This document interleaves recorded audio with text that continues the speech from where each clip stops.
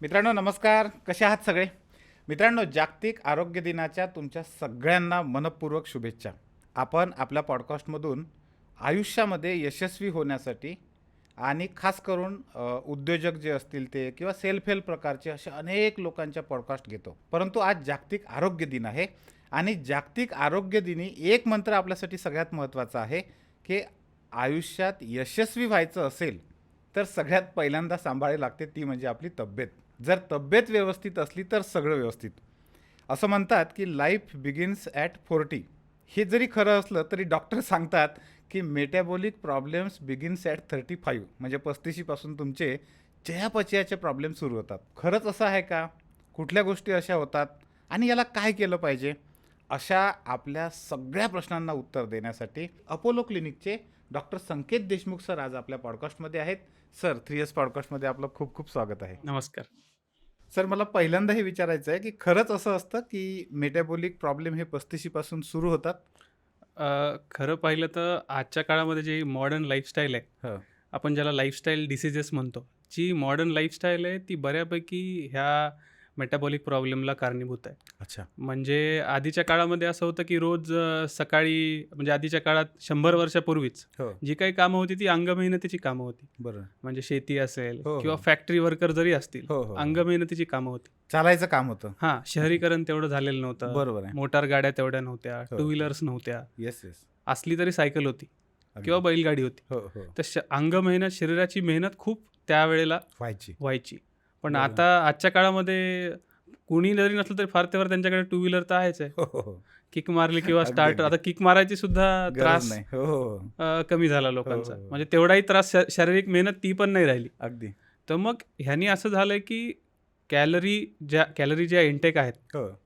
त्या ओव्हरलोड, अच्छा. प्लस अंगमेहनत, शारीरिक मेहनत सगळी कमी झाली. हो. त्यासोबत खाण्याच्या वेळा पाळल्या जात नाहीत. हम्म. लोकांचे जे काम आहेत त्या कामामध्ये आजकाल भयंकर स्ट्रेस आहे.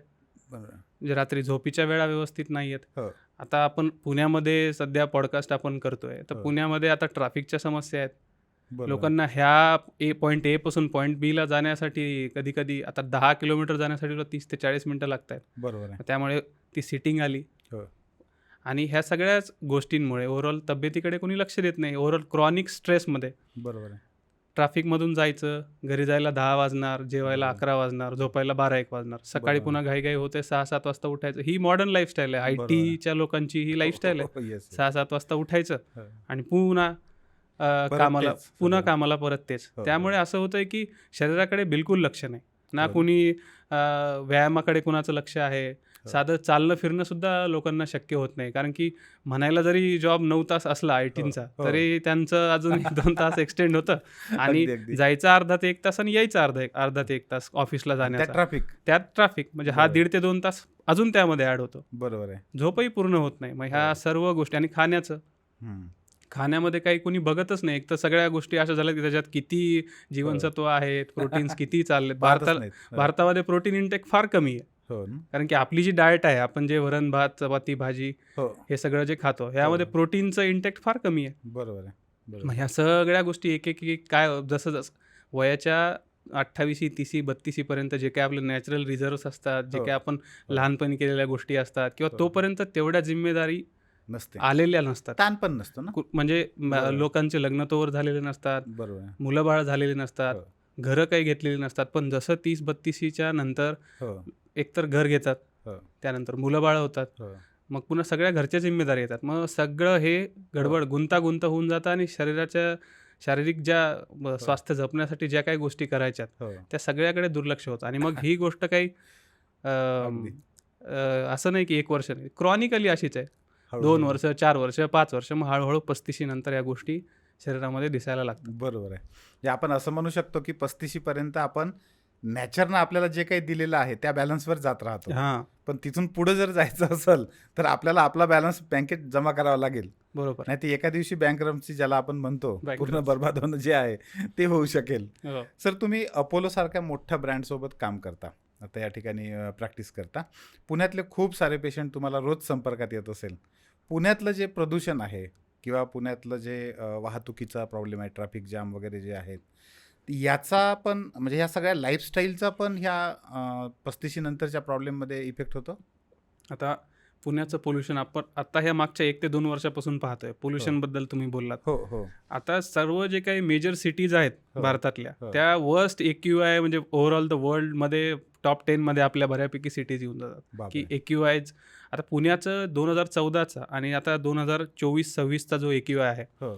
आधी असं होतं 10 वर्षापूर्वी की नॉर्मल डेज AQI जो राहायचा तो हे AQI म्हणजे sir air quality air index, quality की हवेमध्ये प्रदूषणाचं प्रमाण किती आहे. अच्छा. तर ते प्रदूषणाचं प्रमाण 2014 आणि आताच्या ह्याच्यात पाहिलं की नॉर्मल डेजला जेव्हा जो AQI होता तो 80% होता. बरं. 80% जे डेज होते वर्षातले ते हो. नॉर्मल AQIचे असायचे. 20% फार ते फार AQI थोडा खराब व्हायचा. बरोबर आहे. पण आता कमिंग टू 2026 हम्म. आता ते 80%चं 60% झालं आहे. म्हणजे जवळजवळ बापरे. ते 40% आता डेज असे आहेत की जिथे प्रदूषण AQI राहतं. व्यवस्थित राहत नाही, नाहीये. AQI वाढत राहतो. बरोबर आहे. तर ते जसं जसं शहरीकरण होत आहे, जसं जसं ताण पडतोय, हो हो कन्स्ट्रक्शन असेल, गाड्या असतील, या सगळ्या गोष्टींमुळे AQI खराब होते.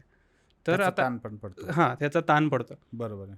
तर मग आता हे AQI आता आपण पाहिलं असेल की आधी हे श्वसन विकार आधी जेवढे होते, हो. आता त्याचं प्रमाण त्या श्वसन विकाराचं खूप वाढलं आहे. म्हणजे हे जे वर्स्ट परफॉर्मिंग डेज असतात, जे की आपण पकडतो की साधारणतः नोव्हेंबर ते फेब्रुवारीपर्यंत, हो. म्हणजे त्या हो. म्हणजे पावसाळा संपला की हो, हो, त्याच्यानंतर AQI खराब व्हायला लागतं. कारण की ओके. पावसामुळे तो AQI थोडासा Normal होतो. हां, नॉर्मल होऊन जातो. अच्छा, असं तर पण असतं. हां, पावसामुळे आता तुम्ही बघितलं असेल ना की हो, हो. रस्त्यामध्ये ते स्प्रे करतात पाण्याचं हो स्प्रिंग, हो हो हो हां, ते बरोबर, मिस्ट बरोबर. स्प्रे हो करतात. हो हो हो. तरी ते त्याला पकडून ते खाली पडतं. तसंच अच्छा. पावसाळ्यामध्ये पण थोडं पावसाळ्याच्या नंतर AQI खराब व्हायला लागतं. बरं. आणि कन्स्ट्रक्शन ॲक्टिव्हिटी पुन्हा हम्म. जोर धूळ. पकडते, गाड्या वगैरे, मग त्याच्यामुळे AQI खराब होतो. मग आता बरोबर. AQIचा परिणाम असा आहे की त्या पिरियडमध्ये बरेचसे श्वसन विकार जसे की अस्थमा आहे किंवा COPD ज्याला म्हणतो, हो. त्यांचं जे ऑलरेडी ज्यांना आहे त्यांचं ते त्या काळामध्ये जास्तीत जास्त त्यांना त्याचे अटॅक येतात. अच्छा. मग त्यांना ते आपण इन्हेलर म्हणतो किंवा हो, निबुलायझर हो. म्हणतो, त्याची खपत पण ह्या 4-5 महिन्यामध्ये खूप वाढते. जास्त वाढते. हे बरं. झाले श्वसनाचे विकार. बरं. आणि दुसरं म्हणजे की जे ते पार्टिक्युलट मॅटर जे म्हणतो आपण 2.5 साईजचं जे पार्टिक्युलट मॅटर आहे, हो. ते मॅटर डिरेक्टली जेव्हा आपण इन्हेल करतो ते डायरेक्ट अल्व्हेओलायमधून, म्हणजे जे आपल्या श्वसन संस्था आहे त्याचा हां, जो हां. शेवटचा पार्ट आहे अल्व्हेओलाय, जिथून सगळ्या गॅसेसची एक्सचेंज होते, हां, हां. ऑक्सिजन आणि कार्बन डायऑक्साईड, तिथून डिरेक्टली तो ॲब्सॉर्ब होतो आणि शरीरामध्ये जातो. बापरे. आणि तो जो पार्टिक्युलेट मॅटर आहे तो शरीरासाठी डिरेक्टली हानिकारक आहे, इन्फ्लामेशन कॉज करतो. बरं. म्हणजे हार्ट डिसीज असू किंवा स्ट्रोक असू, अच्छा. ह्या सगळ्याचं प्रमाण तो वाढवण्यास प्रवृत्त करतो. बरं बरं. आणि असं आहे की आता मागच्या जे स्टडीज आत्ता झाल्यात मागच्या 1 ते 2 वर्षामध्ये, हो. की 1 आउट ऑफ 4 पीपल ज्यांची डेथ होते हो. रिलेटेड टू AQI किंवा रिलेटेड टू बॅड पोल्युशन, हो, हो, हो. तर त्या जगातल्या 4 मधल्या एकाची डेथ भारतामध्ये होते सध्या. बापरे. म्हणजे ह्याचं 25% प्रमाण कमीत कमी आपल्या इथं आहे. 25% आपल्या इथं. आणि ज्याचा वार्षिक नंबर जर आपण बघितला हम्म. तर जवळजवळ एक 15 ते 20 लाखच्या आसपास पर इयरच्या डेथ ॲट्रिब्युटेड टू म्हणजे पोल्युशन. भारतातल्या भारतातली पोल्युशनमुळे पोल्युशनमुळे 15 होणार लाख आहे. 15 ते 20 लाख डेथ. खतरनाक आहे हे. डेंजर आहे. हो. बरं. आणि मग त्यामुळेच आता हे कन्स्ट्रक्शन ॲक्टिव्हिटी त्यावर जे बरोबर काही शासन हळूहळू करतंय, हो. तर ते त्यामुळे आहे. म्हणजे हे डायरेक्टली पोल्युशन आपल्यासाठी सर, हे हानिकारक आहे. पोल्युशन आणि ट्रॅफिक हम्म. ह्या दोन्हींचा मानसिक आरोग्यावर पण फरक पडतोय. आता ट्रॅफिक, हो. जस्ट इमॅजिन, आता जो माणूस, आता आपण हिंजवडीचं जे ट्रॅफिक आपण म्हणतो, हो. आता ते हिंजवडून आता तरी काहीतरी मेट्रो वगैरे त्यांनी जी काय केली आहे, हो. पण तिथून इकडे येईपर्यंत हो. ते पूर्णची पूर्ण ते जाम असायचं. म्हणजे हो. लिटरली तुम्हाला एक 5 किलोमीटर क्रॉस करायला 1-1 तास 2-2 तास जर 5 आणि 10 किलोमीटर करायला लागत असतील, हो, हो. तर ते तिथं जो माणूस त्या ट्रॅफिकमध्ये अडकलाय त्याला खूप इरिटेशन होतं ते, हो. की मी कधी जाईल, हो, घरी हो. कधी जाईल, हो. आसपासचं ते हॉर्न असतील, आणि बरोबर. तो इरिटेट होऊन जातो. प्लस त्याचा असा आहे की तो सिटिंग टाइम ज्याला आपण म्हणतो, हो. सिटिंग टाइम त्याचा तास म्हणजे 1-1.5 तास 2 तासावरती जातो, ज्याला तिथून बरोबर. जायला 20 मिनिटं हार्डली लागायला पाहिजे, बरोबर. 1.5 तास 2 तासावरती जातो. हो, हो. हे सिटिंग सुद्धा, क्रॉनिक जे सिटिंग आहे ते पण शरीरासाठी हानिकारक आहे. हम्म. आणि जे सारखं इरिटेशन होतं त्यांनी स्ट्रेस आणि कॉर्टिसॉलच्या लेवल्स शूटअप होतात, की अरे का नाही हा जात आहे माझ्यासमोरून, का सारखी एवढी ट्रॅफिक आहे, मला कशी जागा मिळेल, मी कशी बरोबर. जागा काढू यामध्ये. हो, हो. 2 व्हीलर असेल तर त्यांची तर अजूनच वाईट परिस्थिती. हो. त्यांना तरी धुळही घ्यायची आहे हो. आणि तो स्ट्रेसही घ्यायचा आहे, आणि आवाजही घ्यायचा आहे, सगळंच घ्यायचं आहे. सगळंच घ्यायचं आहे. 4 व्हीलरवाल्यांची तेवढी तरी एक हे आहे की ॲटलिस्ट बसून आहेत, बसून आहे. पण स्टील ते पण तेवढेच ह्या गोष्टीसाठी हे आहेत. बरोबर आहे. मग हे ट्रॅफिकचा असं डिरेक्टली त्यांच्या ह्याच्यावर परिणाम होतो. दुसरं, समजा एखाद्याचं ऑफिस संध्याकाळी 6-7 वाजता सुटतंय हो. आणि पीक आवर्सला ट्रॅफिक असतं म्हणजे असतं. 100% घरी जायला असतं. त्याला लेट, समजा तो 7-8 वाजता निघाला, बरोबर. घरी जायला 10 वाजले, हो. तो घरी जाणार. घरी गेल्यानंतर ते जेवणार कधी 11-11:30 वाजता हो. किंवा 12 वाजता. सगळंच बदलून जातं. सगळंच त्याचं. मग त्याला रात्री जेवायला उशीर होणार, हो. मग झोपायला उशीर, उद्या हो. सकाळी पुन्हा उशीर. म्हणजे ही सायकल थांबतच नाही. दुष्टचक्र आहे. हां, म्हणजे हे ट्रॅफिक जे आहे त्या माणसाची पूर्ण इफिशियन्सी कमी करत आहे ना. हो, हो, 1 ते हो. 2 तास जर रोज माणसाचे येण्या-जाण्यामध्ये जात असतील, तर त्याला हो. ते ड्युटीचे 8 आवर्स म्हणा किंवा 10 आवर्स म्हणा, त्याच्या बरोबर. प्लस त्याच्यासोबत अजून हे 2 आवर्स. आणि कॉन्सन्ट्रेशन पण लागत नाही नंतर. हो, मग हे तसं झाल्यावरती लक्ष बरोबर. कसं लागणार आहे? लक्ष ते कसं? ट्रॅफिकनी पूर्ण बरोबर इरिटेट झाल्यामुळे घरी हो. आल्यावरती ते कसं लक्ष लागणार आहे? म्हणजे त्याचं संपूर्ण कौटुंबिक स्वास्थ्य जे आहे तेच सगळं खराब होऊन जातं. बरोबर. आणि म्हणजे जवळ-जवळ तो एक पार्ट टाइम दुसरा जॉब करतोय तेवढ्या तासाचा. असं पार्ट झालं. टाइम आणि तोही Without pay. Without pay without pay एक जॉब करतोय तो, असं त्याचा विदाउट अर्थ. पे जॉब करतोय तो. सर, दुसरं असं की सिटिंगचं जे प्रमाण आहे ते खूप जास्त वाढायला लागले. म्हणजे हो, लोक आता जे पहिले- काही, आता पुणे आपण IT हब म्हणतो आपण. पुण्याचे आता जेवढे ITचे जॉब्स आहेत, मोस्ट ऑफ द सगळे जॉब सिटिंग्स आहेत. सिटिंग मधूनच आहेत बसून आणि ते तासनतास बसून राहतात. बरोबर. असं म्हणतो, म्हणजे आम्ही आमच्या हो. टिपिकल लँग्वेजमध्ये असं म्हणतो की स्मोकिंगपेक्षा पण हानिकारक आहे सिटिंग. हा, ते smoking is more dangerous than sitting. Sitting is more हा, डेंजरस दॅन स्मोकिंग. स्मोकिंग असं आहे. बरोबर आहे, बरोबर आहे. म्हणजे क्रॉनिकली तुम्ही नुसतं बसूनच राहणार असाल, शरीराची कुठली ऍक्टिव्हिटीज होत नाही. हो, हो. ज्याला आपण टिपिकल सेडेंटरी लाईफ म्हणतो, सेडेंटरी लाईफस्टाईल. बरोबर. ही सेडेंटरी लाईफस्टाईल, तुमच्या हो, शरीराला हो. कुठली हालचालच नाहीये. हो, मग ती ही सेडेंटरी लाईफस्टाईल तुम्ही तासनतास त्या चेअरवरती बसून राहता. बरोबर आहे, मग ह्या गोष्टी तुमच्या मेटाबॉलिक डिसिजेसला अजून कारणीभूत ठरतात. बरोबर आहे. ॲटलिस्ट त्याच्यासाठी जे लोक बसून राहतात असे, हो. कमीत कमी त्यांनी 10-15-20 मिनिटामध्ये, 10 मिनिटामध्ये, 15 मिनिटामध्ये एकदा उठून थोडंसं एक वॉक करून येऊन पुन्हा बसलं पाहिजे. हम्म.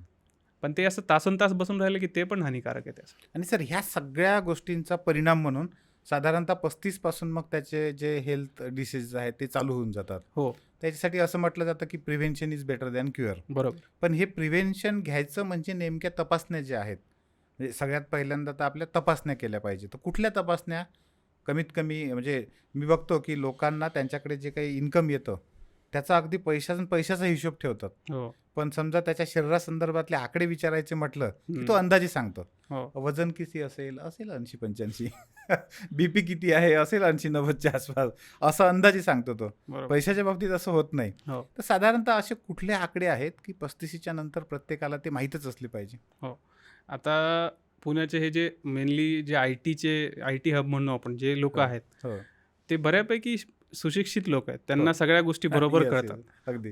त्यांना फायनान्शियल वेल्थ तर त्यांना सगळ्यात पहिले Perfect कळतं की कळते. माझं काय SIP आहे, हो. माझं किती काय नेटवर्थ किती आहे, हो. हे सगळं त्यांना सगळं टिप ऑफ द फिंगर्स असतं त्यांच्या. अगदी अगदी. पण जशी तुमची फायनान्शियल हेल्थ आहे तशी तुमची ॲक्च्युअल रिअल हेल्थ पण आहे ना. बरं. त्याचे पण काही बॅरोमीटर्स आहेत, त्याचे पण काही पॅरामीटर्स आहेत. तुमची तिकडे किती SIP चालली, मग तुमची तेवढी SIP महिन्याची चालली तर तुम्ही बघा ना, वीकली तुमची तेवढी वर्किंग एक्सरसाइजची पण SIP होते का? हां. म्हणजे तुम्ही तिकडे जर महिन्याची तुम्ही SIP करत असाल, बरोबर. 10-20 हजार, जे काय करत असाल, हो. तसं मी टिपिकली सांगतो की हो. तुमच्या आठवड्याचे कमीत कमी 150 मिनिटं तरी तुमची एक्सरसाइज व्हायला पाहिजे. ब्रिस्क वॉक असेल, सायकलिंग असेल, स्विमिंग बरोबर. असेल, हो. किंवा काहीच नाही तर वॉकिंग तरी असेल. बरोबर. मग ती सकाळच्या वेळेला होऊ दे किंवा तुम्हाला जो वेळ मिळेल त्या वेळेला होऊ दे. बरोबर. मग ती तुमची SIPच चालली आहे ती जी सर, हे वॉकिंग जेव्हा तुम्ही म्हणता, हम्म. वॉकिंगमध्ये फक्त फास्ट चालणं अपेक्षित आहे की सायलेंट चाललं, हळू चाललं तरी चालतं? आता हे डिपेंड्स. अच्छा. बेसिकली ज्यांना ऑलरेडी ह्या सगळ्या डिसीजेस डेव्हलप झालेल्या आहेत त्यांना नुसती साधी वॉकिंग नाही जमत, त्यांना अच्छा. ब्रिस्क वॉकिंग हवी. का? बरं. ब्रिस्क वॉकिंग जेवढं करतो तेवढं कार्डियक ॲक्टिव्हिटी वाढते. बरं. ज्याला मेटाबॉलिझम अजून फास्ट. स्लो वॉकिंगनी तेवढं तितकं नाही. होत नाही, ज्याचा एव्हिडन्स ब्रिस्क वॉकिंगचा जास्त आहे अच्छा. कम्पेअर्ड टू स्लो वॉकिंगचा. बरं. ज्याला सगळ्या डिसीजेस, ज्याला प्री डायबिटीज आहे, हायपरटेन्शन आहे, ज्याला सगळे पॅरामीटर्स त्याचे गडबड येत आहेत हम्म. किंवा त्याला ओबेसिटी आहे, त्यांना नुसती साधी वॉकिंग, काहीच नाही तर साधी वॉकिंग करा असं मी स्वतः म्हणतो. बरोबर. पण नाही जर तुम्हाला जमतंय तर कमीत कमी ब्रिस्क वॉकिंग हां. किंवा स्लो किंवा रनिंग थोडंसं हळू किंवा सायकलिंग, जॉगिंग सारखं. हां, तुमचं काहीतरी कार्डियक, तुमचा स्ट्रेस पडला पाहिजे, काहीतरी बरोबर. ऍक्टिव्हिटी फास्ट झाली अशी व्हायला काहीतरी पाहिजे. व्हायला पाहिजे. बरोबर आहे. आणि याच्या सोबत सर दुसऱ्या कोणत्या गोष्टी आहेत? जसं बीपी आहे हं. तर तो रेग्युलर चेक केला पाहिजे? आता आजकाल बऱ्याचशा ज्या कंपन्या आहेत त्यांचे हो. ते ॲन्युअल हेल्थ चेक ते करून घेते. एक चांगली गोष्ट आहे. आणि हो. आपण म्हणलात की अनअवेअर, पण अवेअरनेस कोविड नंतर लोकांमध्ये आलाय. प्रचंड अवेअरनेस आली आहे. अच्छा. तुम्ही जरी म्हणत असलात ना, तर हो, हो. माझ्याकडे जेवढी लोक आयटीचे जेवढे लोक येतात त्यांना एक आराउंड बीपी माहिती असतो, की मागच्या 6 महिन्यात त्यांनी काहीतरी ॲन्युअल चेकअप केलं असतं, त्यांना माहिती असतं बीपी किती आहे. बरोबर. इव्हन त्यांना ब्लड पॅरामीटर्स पण माहिती आहे, की माझा शुगरचा जो आपण HbA1c म्हणतो, माझं HbA1c किती, त्यांना माहिती आहे, त्यांना लक्षात आहे. हो. थायरॉइडचा रिपोर्ट त्यांच्या लक्षात आहे. बरोबर. तर काही गोष्टी अवेअरनेस नक्कीच वाढली आहे. पहिले जी 10-15 वर्ष कोविडच्या प्री कोविड जो इरा होता त्यापेक्षा आता पोस्ट कोविड जो इरा आहे, लोक वाढलं. बऱ्यापैकी सुज्ञ झाले त्या गोष्टीमध्ये, लक्ष आहे लोकांचं. सर पण पुण्यामध्ये IT सोडून आमच्यासारखे पण अडाणी लोक राहतात.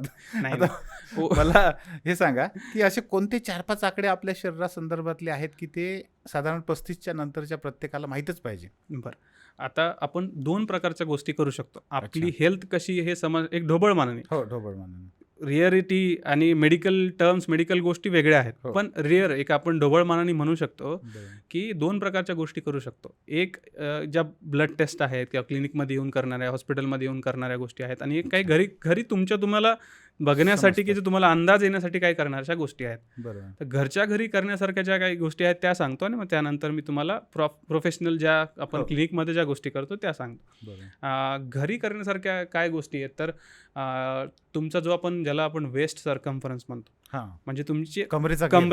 ओके. कमरेचं जे स्मॉलेस्ट डायमीटर आहे वरचा, हो. स्मॉलेस्ट डायमीटर, त्याला आपण वेस्ट सर्कम्फरन्स म्हणतो. तो अच्छा. वेस्ट सर्कम्फरन्स आपण चेक करायला पाहिजे. आता ओके. हे कशासाठी आपण सेंट्रल ओबेसिटी म्हणतो.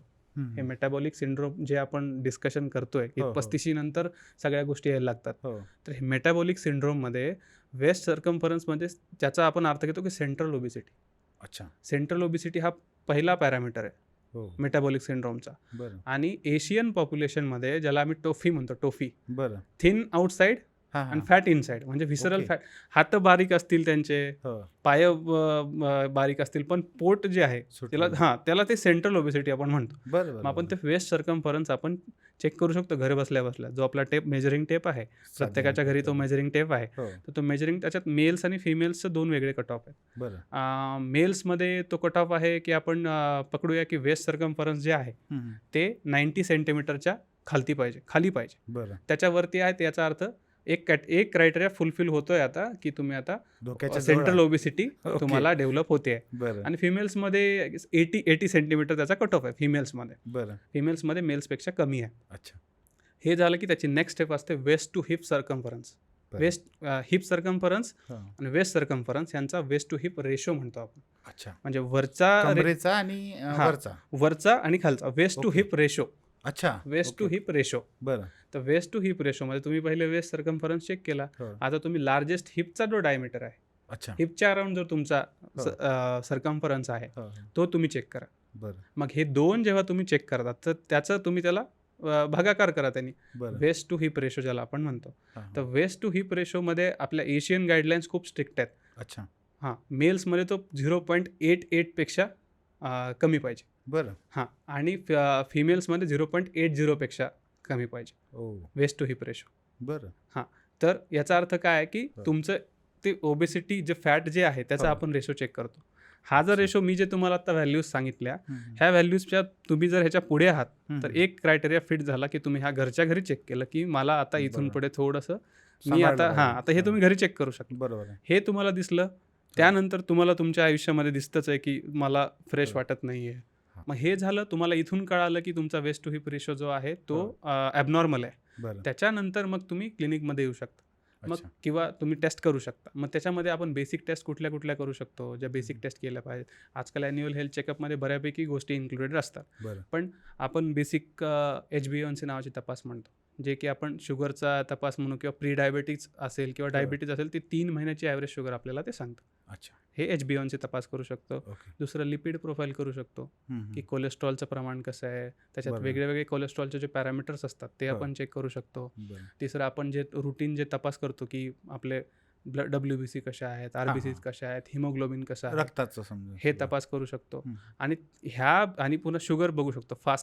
फास्टिंगची किती आहे अच्छा. आणि PP म्हणजे खाल्ल्यानंतरची किती आहे. ओके. ह्या 3-4 बेसिक तपासण्या आपण करू शकतो. बरं. सोबत मग आपल्याला भरपूर म्हणजे आता भारतीय लोकांमध्ये व्हिटॅमिन D, व्हिटॅमिन हो. B12 ह्यांची डिफिशियन्सी बऱ्यापैकी, शाकाहारी लोकांमध्ये B12ची डिफिशियन्सी बऱ्यापैकी दिसते हो.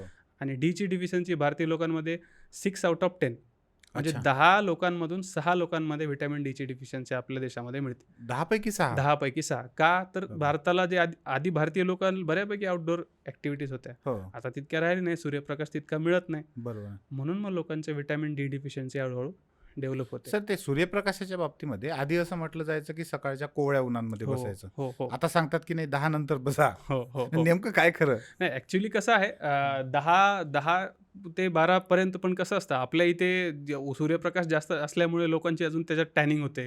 अच्छा. मग हां, हां. ॲक्च्युली 10-11 पर्यंतचा जो 10 ते 12 पर्यंतचा सुद्धा सूर्यप्रकाश आपल्याकडे चालतं. चालतो. काही प्रॉब्लेम. मी परवाच्या दिवशी विचार करत होता की गोंधळून जातो ना माणूस. आधी म्हणायचे की फक्त सूर्यप्रकाश म्हणजे हम्म. कोवळ्या उन्हात बसा हम्म. आणि आता म्हणतात की नाही दुपारचं घ्या. नाही पण चालतं. हो, कोणतं चालतं, पण चालतं. करू काही- शकतो आपण. काही प्रॉब्लेम. येस. सर आता हे जे पॅरामीटर्स तुम्ही सांगितलेत म्हणजे रक्ताच्या बाबतीमधले असेल त्याच्यासोबत झोप सुद्धा महत्वाची आहे. हो. आता मी मगाशीच म्हणलं ना ते ट्रॅफिक होतं, हो, घरी हो. जायला जेवायला लेट होतं, मग झोपायला लेट होतं. हो.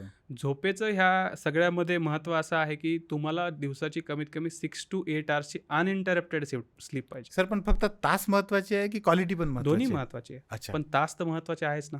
बरं. तुम्हाला 6 to 8 आवर्सची क्वालिटी स्लीप पाहिजे तुम्हाला. अनइंटरप्टेड पाहिजे. असं नाही की तुम्ही 3 तास 4 तास घेतली पुन्हा दुपारी 1-2 तास झोपले असं. असं नाही. त्याच्यामध्ये इंटरप्शन नाही पाहिजे. 6 to बरं. 8 आवर्सची कंप्लीट तुम्हाला स्लीप पाहिजे. त्याच्याशिवाय आणि ही स्लीप कमी असल्यामुळे हे तुमच्या बऱ्याचशा गोष्टी म्हणजे इन्सुलिन रेजिस्टन्स डेव्हलप व्हायला सुद्धा एक स्लीप कारणीभूत आहे. ओबेसिटी डेव्हलप व्हायला स्लीप कारणीभूत आहे. ही बरं. तुमची पुन्हा सकाळी उठल्यानंतर फ्रेश न वाटणं, कामामध्ये ऊर्जा न वाटणं, हे सगळं क्रॉनिक स्लीप डिप्रिवेशन ह्याचं बरं. कारणीभूत आहे. आम्ही गमतीनं आता काही मित्र म्हणतात की पहिले असं म्हणायचं की पुणे तिथं काय उणे. हम्म. आता जर काय उणे असेल तर झोप उणे आहे. झोप पुण्यात झोप सोडून बाकी सगळं आणि- मिळत आहे.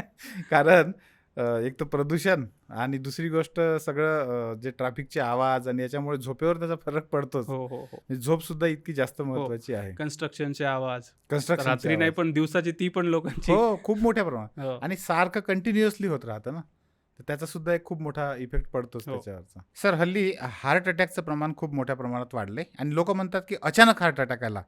पण अचानक हार्ट अटॅक येतो की तो हळूहळू म्हणजे सायलेंट मर्डरर म्हणू शकतो आपण त्याला.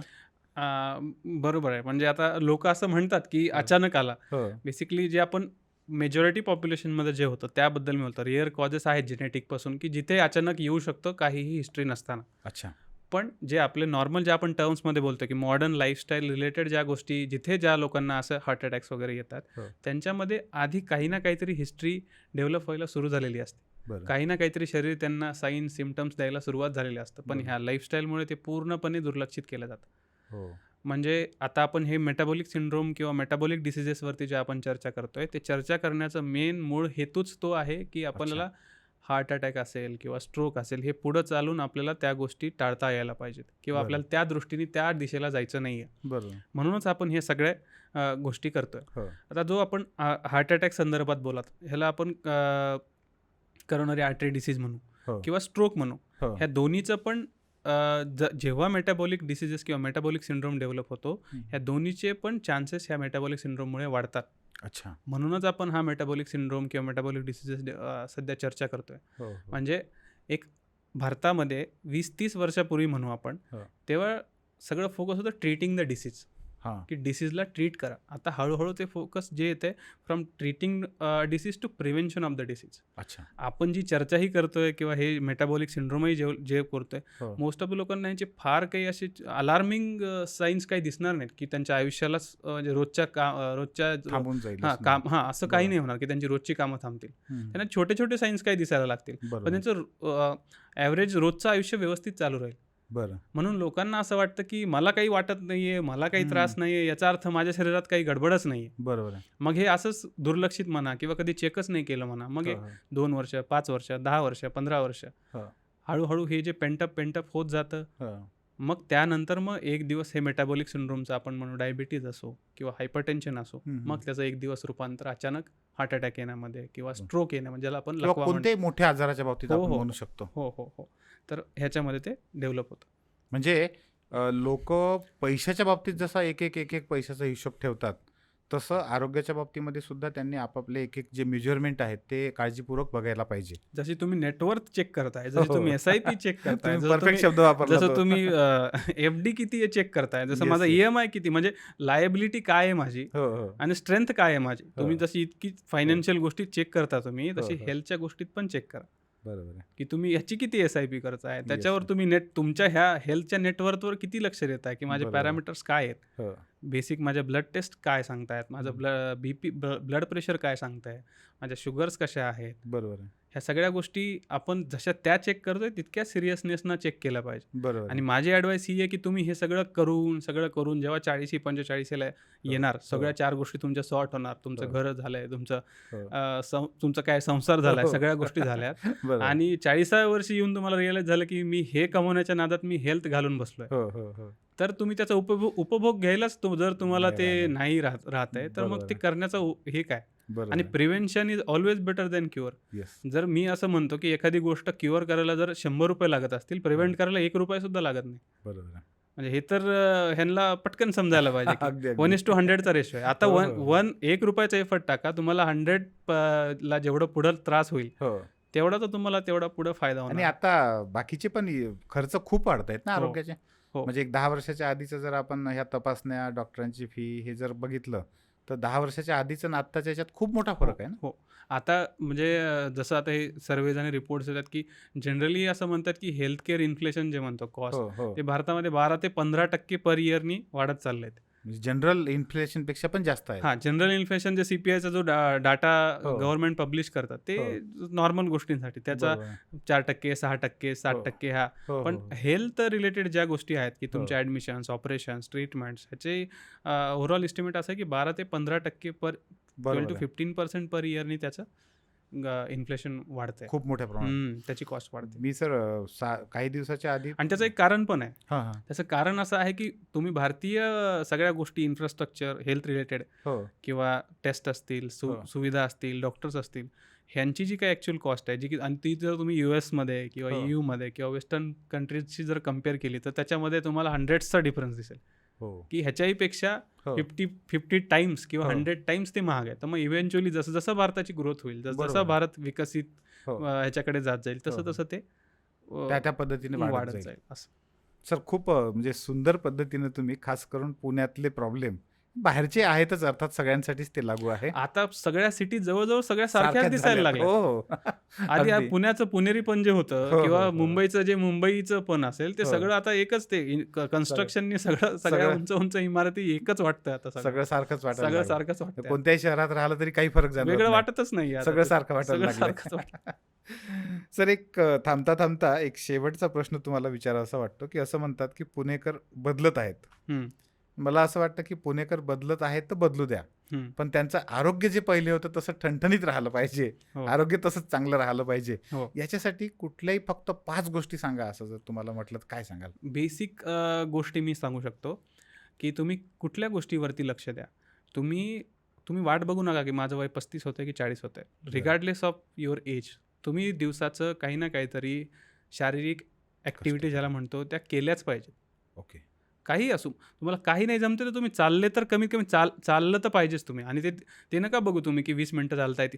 1 तास चाललं तरी काही प्रॉब्लेम नाही आहे, की असं बरोबर आहे की फक्त 30च मिनिटं चालावं, 40च मिनिटं चालावं. बरोबर. तुम्ही अर्धा ते 1 तास मिनिमम रोजचं रोज चाललंच पाहिजे. बरं. जर बाकी तुम्हाला जमतंय, जिम असेल किंवा आता बऱ्याचशा ठिकाणी त्या स्ट्रीट जिम्स पण असतात हो पुण्यात.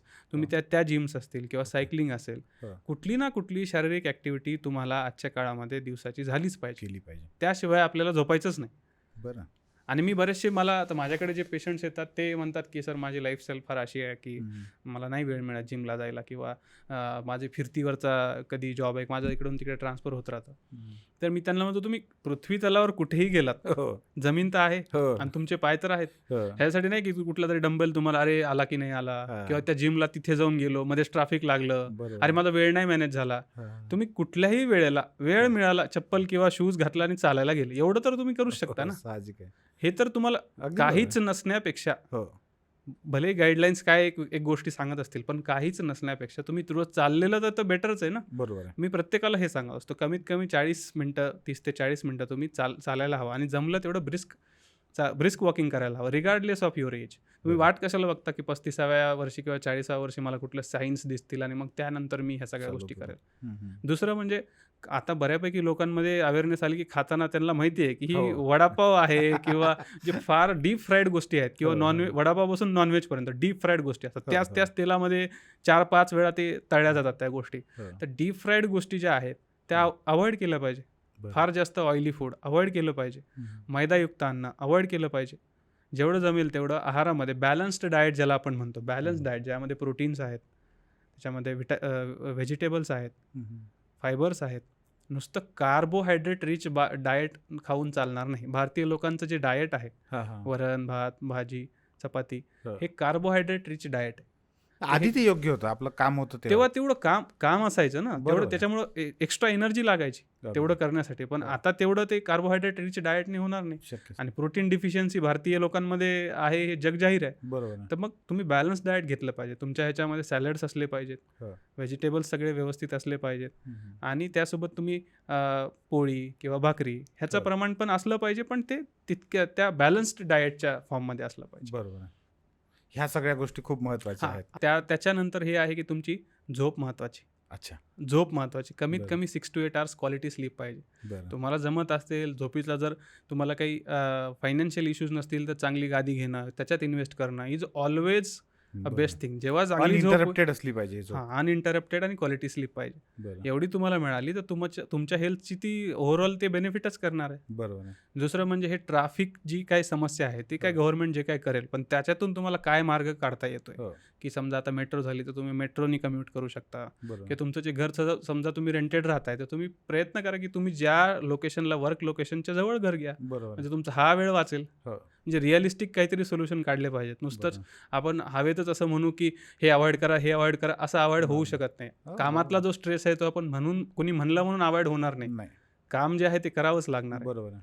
आणि त्यानुसार तुम्ही योगासनं असतील किंवा ध्यान बरोबर. असेल किंवा जिथेही तुम्हाला काही शांतता वाटेल अशी हो. गोष्ट आहे. हो. तुम्ही ऑफिसला जायच्या आधी असो किंवा ऑफिसहून आल्यानंतर असो, हं, हं. एक क्रॉनिक जे कॉर्टिसॉल शूट होत राहतं, स्ट्रेस लेवल वाढत राहतात, हो. त्यासाठी ते महत्त्वाचं आहे. सर हे कुठलं- ध्यानाचा वगैरे खरंच फायदा होतो? शांत राहतं मन. हो, मेडिटेशन. म्हणजे आता मानसिक जग ताण जाहीर कमी. आहे मेडिटेशन. आता अच्छा. आधी तरी भारतामध्ये होतं, आता तर पूर्ण जगाला वेस्टर्न मान्यता आहे. कंट्रीजमध्ये पण मेडिटेशन बऱ्यापैकी फेमस झालं. म्हणजे सगळे जग घ्यायला लागले, पण आपल्याकडच्या लोकांना अजून शंका आहेत की खरंच मेडिटेशन नाही. फायदा होतो का? नाही फायदा, खरंच नक्की एका फायदा, ठिकाणी नक्की फायदा होतो. होतो फायदा. नक्की फायदा होतो. काय इव्हन डॉक्टरांनी कितीतरी सांगितलं? लोकांचं हेडेकच्या समस्या असतात. हो. हो. कितीतरी लोकांना सकाळी उठल्यावरती एकदम डिझी वाटतं. हो. मेडिटेशननी बऱ्याचशा गोष्टी सॉर्ट होऊ शकतात. आमचा एक मित्र आहे, तो म्हणतो की मेडिटेशन त्याला क्लिअरिटी मिळते. हो, असं होतं हो, खरं? हो, हो. असं. नक्की अच्छा. होतं. मेडिटेशननं तुमचं ओव्हरऑल मेंटल हेल्थ इम्प्रूव्ह होण्यावरती फार पडतो.